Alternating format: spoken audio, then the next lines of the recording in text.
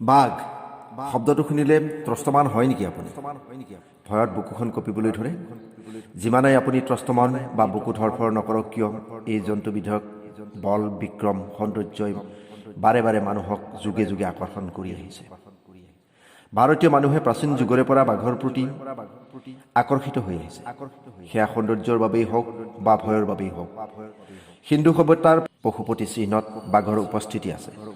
সেইদৰে আমাৰ আৰাধ্য দেৱীৰো বাহন হ'ল বাঘ। ভাৰতীয় চিত্ৰকলা, সংগীত, সাহিত্য, ভাস্কৰ্যত প্ৰাচীন কালৰে পৰা বাঘক উপস্থাপন কৰি আহিছে। সেইদৰে মধ্যযুগীয় দক্ষিণ ভাৰতীয় চোল সাম্ৰাজ্যৰ প্ৰতীক চিহ্ন আছিল বাঘ।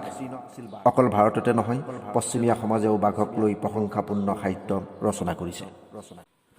অৰণ্যত বাঘ অবিহনে খাদ্য শৃংখল, জৈৱ বৈচিত্ৰ্যৰ ভাৰসাম্য হেৰালে অৰণ্যখনক সকলো প্ৰাণীকুল ধ্বংসৰ মুখলৈ আগবাঢ়িব।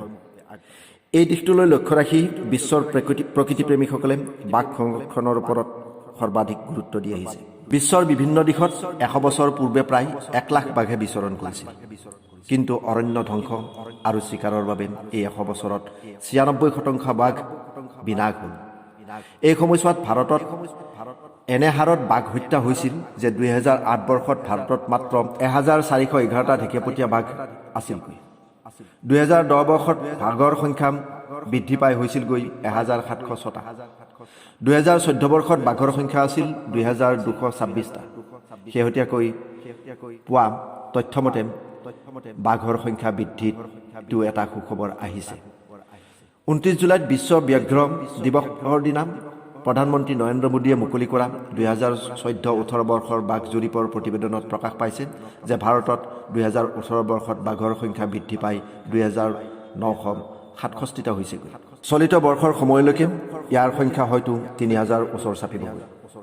আনহাতে সমগ্ৰ বিশ্বতে বাঘৰ অন্যান্য বিভিন্ন প্ৰজাতি উপপ্ৰজাতিৰ ভিতৰত চাইবেৰিয়ান, মালায়ালান, ইণ্ডো চাইনিজ, দক্ষিণ চীন, সুমাত্ৰা আদিত সংখ্যা একক কৰি বৰ্তমান বিশ্বজুৰি 3900 বাঘ আছে বুলি তথ্য পোৱা গৈছে।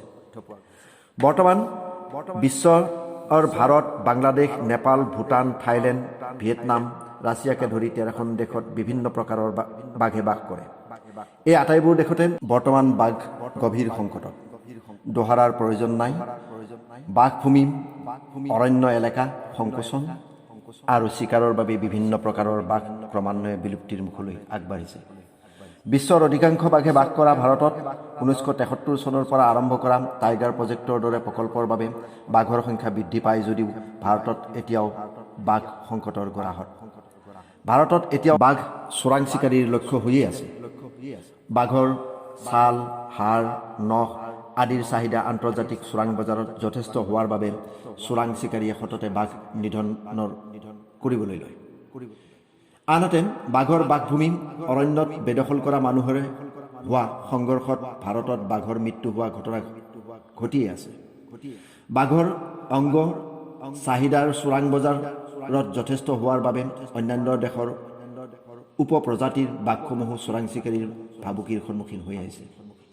ভাৰতৰ বাঘৰ সংখ্যা বৃদ্ধি পোৱাটো আংশিক সফলতা হিচাপে গণ্য কৰা দৰকাৰ। ভাৰতত বাঘৰ সংখ্যা 100 বছৰ পূৰ্বৰ 90,000ৰ সমীপলৈ নিব পৰাটো হ'ব প্ৰকৃত সফলতা। ইয়াৰ বাবে ৰাজ্যসমূহৰ বন বিভাগে বাঘৰ আৱাসভূমিত অধিক ধ্বংস হোৱাৰ পৰা যিকোনো উপায়ে ৰক্ষা কৰিব লাগিব। বাঘৰ বনভূমিত মানুহৰ বেদখল কঠোৰ ব্যৱস্থা গ্ৰহণেৰে ৰোধ কৰিব লাগিব। আন এটা সবাতোকৈ গুৰুত্বপূৰ্ণ কথা হ'ল যে আন্তঃৰাষ্ট্ৰীয় চোৰাং চিকাৰী চক্ৰসমূহক অন্যান্য দেশৰ চৰকাৰৰ সহযোগত পুলিয়ে উঠাই মষিমূৰ কৰিব লাগিব। বাঘ সুৰক্ষাৰ বাবে দেশৰ প্ৰকৃতিপ্ৰেমী সংগঠনসমূহে চৰকাৰ বন বিভাগক যথোচিত সহযোগিতা কৰিব লাগিব। বাঘ সংৰক্ষণৰ প্ৰক্ৰিয়াত দুৰ্নীতি কেলেংকাৰী সংঘটিত হ'লে তেনে অনিয়ম ৰোধ কৰাৰ বাবে চৰকাৰৰ ওচৰত হেঁচা প্ৰয়োগ কৰিব লাগিব। অসম প্ৰহৰী ইউটিউবত এইটো আমাৰ অসমীয়া বাতৰিৰ নতুন চেনেল। এই চেনেলটোৰ বাতৰি চাই যদি আপোনালোকে ভাল পায় তেনেহ'লে লাইক কৰিব, শ্বেয়াৰ কৰিব আৰু ছাবস্ক্ৰাইব কৰিব।